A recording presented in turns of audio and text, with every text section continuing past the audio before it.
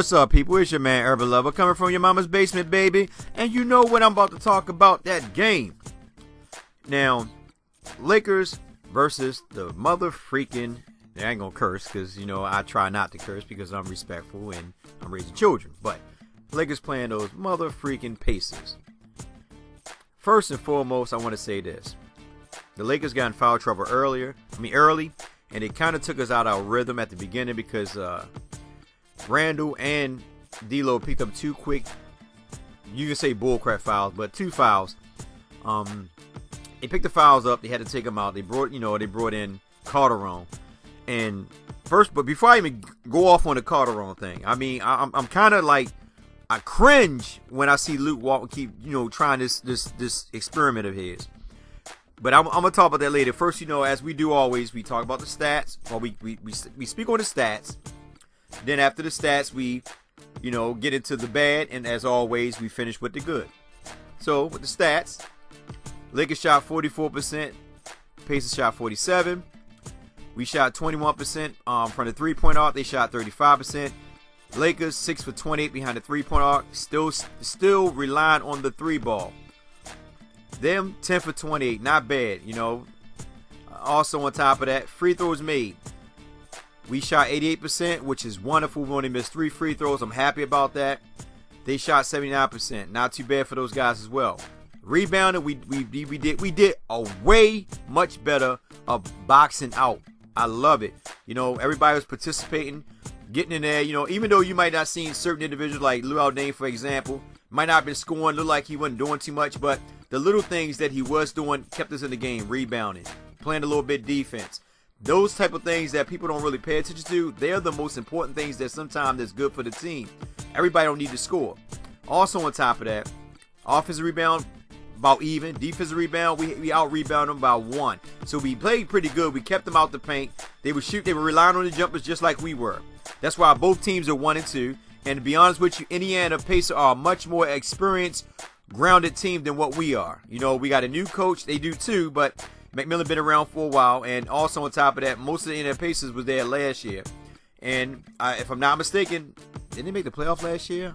Somebody remind me if they didn't. I got to go back and look in the archives. But anyway, the hustle man points, which I always love. Assists, we didn't do too much because we did a lot of ISO plays. We had 14, they had 19. Steals, we had 8, they had 10. Like I said, when our opponent passes the ball, we have a nice settlement of getting in the lane, interrupting that pass for an easy steal, leading to a fast break or setting up us on the offense. Blocks, we really got to work on that. We only had 2, they had 8.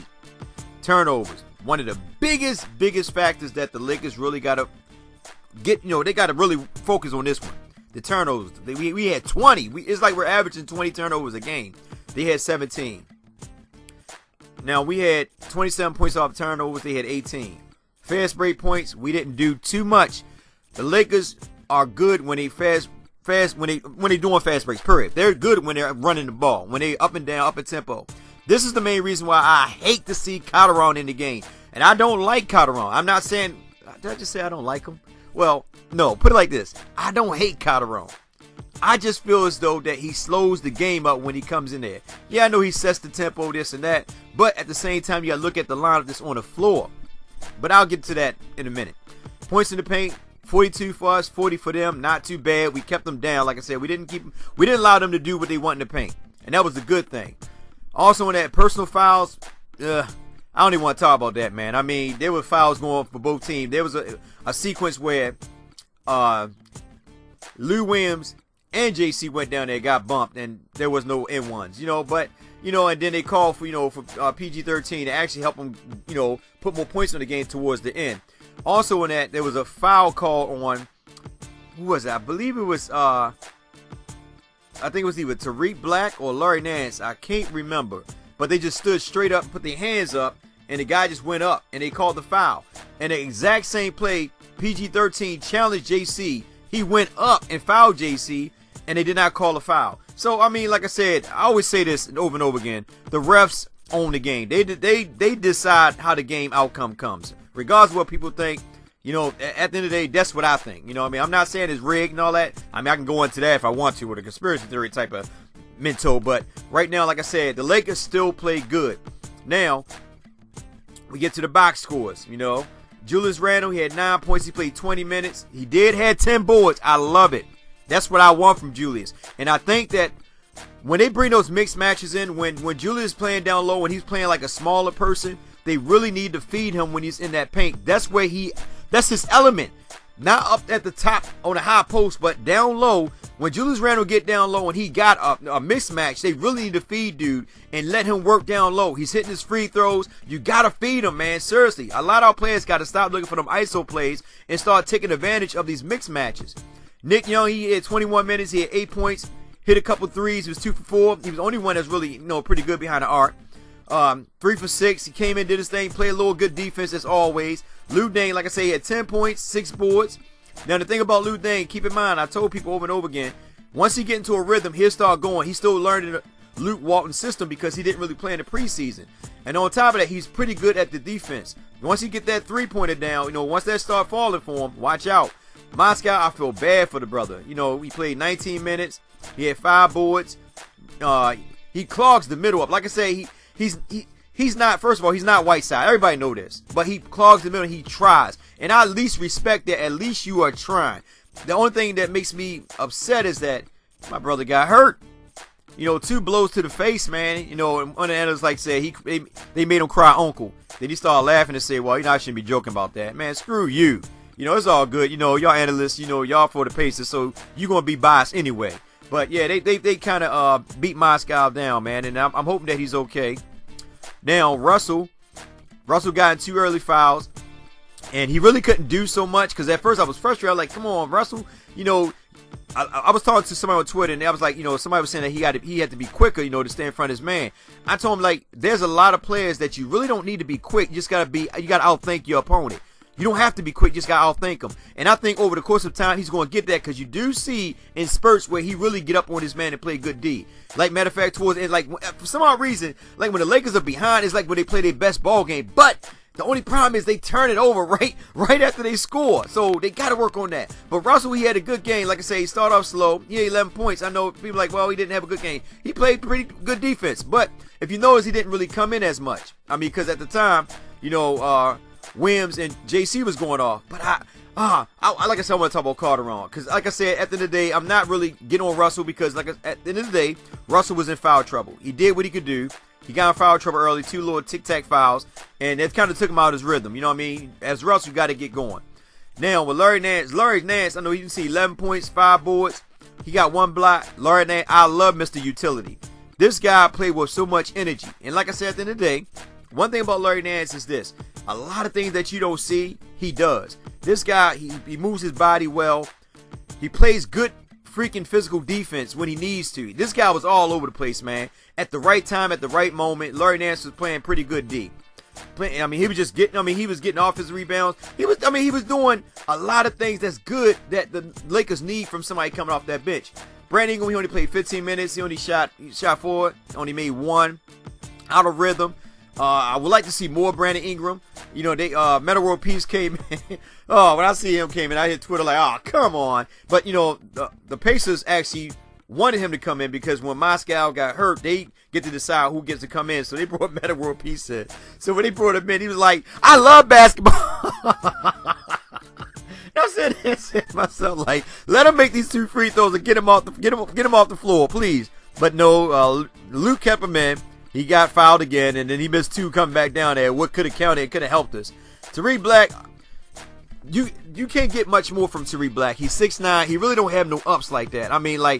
He gets manhandled sometime down low. He plays his game, but I'm telling people over and over again, Tariq Black is your old traditional power forward. He's not really a center.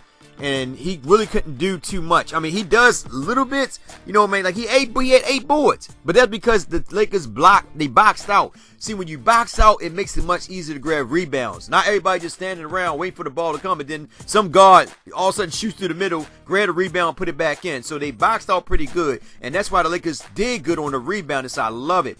But I just feel like at the end of the day, I would like to see Robinson in there. I really like to see him get a chance at the center spot.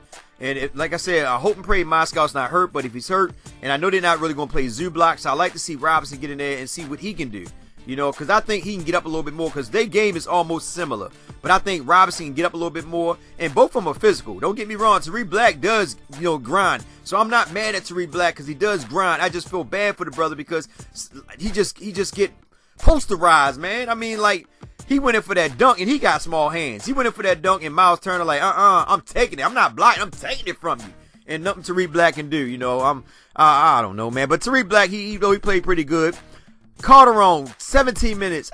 I wouldn't have gave him that many minutes. We know he can shoot, but he is pitiful on defense. And like I said, he plays half-court offense. Don't got no up-tempo type of style. That's why if you look at the Lakers' fast break points, when he wasn't in the game, we were getting like 20-something fast break points. Now you look at it when he came in because D'Angelo Russell got, not injured, but D'Angelo Russell, got an early foul trouble and they brought Calderon in. The whole offense slowed down. Yeah, he kept us hanging around, but then they started slowly pulling away from us. Lou Williams, I'm like this. I really would wish they trade Lou Williams, but if you're going to use him, you're going to keep him, then you got to play him. At the end of the day, Lou Williams, I'm going to call him, somebody on Twitter call him Dr. Strange. I'm going to call him Dr. Will. That's his new name. Forget Sweet. I'm going to call him Dr. Will because for some odd reason, when this guy throws up prayers, they go in. I think he's really praying as the ball drops. Please make this shot. I know it's going to drop. And wham, it goes in. So I was excited about the Lakers. The only thing that really upset me was really Luke Walton and his rotation. Listen, when D'Angelo Russell got in foul trouble, the first person I should have brought off that bench was JC. JC is the best thing coming off the bench besides Lou Williams as scoring. When JC got that ball in his hand, JC make things happen. And I was talking to somebody, they were saying earlier that Luke Walton, blame Luke Walton for JC taking them threes. No. If you look at the last sequence when JC got his opponent up, when he got the pump fake on it, and he went to the basket because he was behind the arc and he went to the basket. And actually that was a foul off PG-13, but they didn't call it. But he went to the basket. And when he went to the basket, he went for the layup. I told people JC decides to take that three because he chooses to. It's not because Luke Walton telling him to.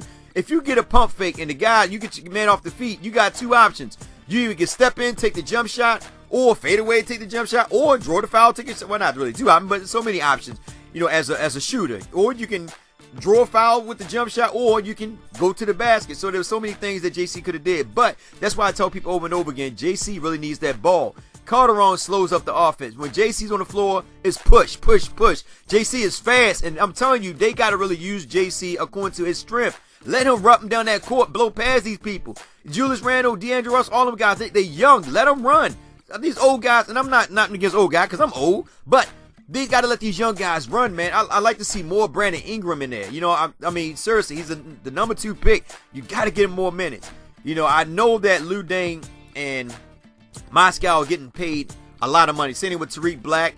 And that's the reason why these guys are getting that playing time, because they offer this money and they expect them to play according to what they offer them. So I'm not upset as I want to be because the front office offers this money. So Luke Walton have to play them guys. You just don't give somebody 18 million or 21 million, whatever it was they gave freaking Lou Aldane, and not expect to play him. Same with Mozgov. You don't give him 16 million and don't expect him to play. So they have to play these guys. But Calderon, I wouldn't play him. Metta World Peace, I wouldn't play him. Calderon should not be coming in that second unit. It should be JC and Lou Williams. You keep Lou Williams can play the 2, but when on defense, he could pick up the 1 and JC could play the 2. That's how I would see it. Brandon Ingram would be at that small forward. Larry Nance would be at the power forward. And I would either have Robinson or Black at center. And the only time I would do the Black is based on the matchup. If they got somebody's 7 feet tall and they dominating in the middle, I wouldn't bring Black in. I would try to put him at power forward, put Larry Nance at small forward, put Brandon Ingram, at the 2 and JC at the point. Bring Lou Williams in, the split time between JC and D'Angelo, however you choose to do it. But I wouldn't bring freaking Calderon in. I just said at the end of the day, he just slows up the offense. But all in all, it was still a wonderful game. We scratched. We still had a chance to win it, like the same game against Utah. Listen, a lot of these games we've been in it. It's just that the rotation just been bad at the end of the day. And I know Lou wants to experimenting with the teams, but it is what it is. I'm not mad, just a little bit frustrated because we should have won this game, but it's all good. With that being said, it's your man Urban Lover. Like, share, subscribe, get in the comment section, tell me what you like. And as always, people, much love to our Lakers, and definitely be safe out there. Take care.